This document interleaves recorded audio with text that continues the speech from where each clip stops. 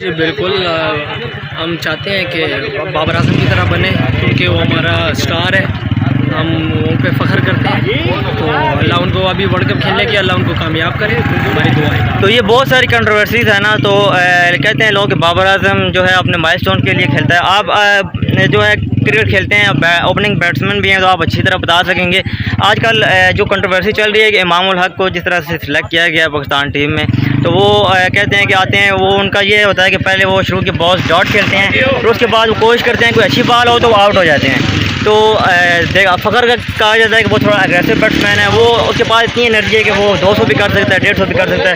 اس کے علاوہ پاکستان کے جو بیٹسمین ہیں وہ تھک جاتے ہیں 100 بھی کریں تو۔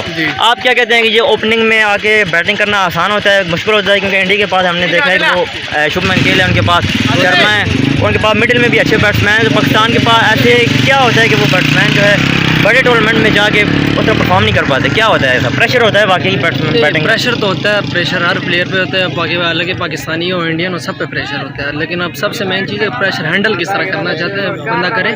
تو ابھی ہماری ینگ سائڈ ہے، اب لوگ کہہ رہے ہیں کہ بابر اپنے لیے کھیلتا ہے، لیکن آپ پیچھے 5-6 سال پیچھے جائے تو ہمارا ایک پلیئر رینکنگ میں نہیں تھا۔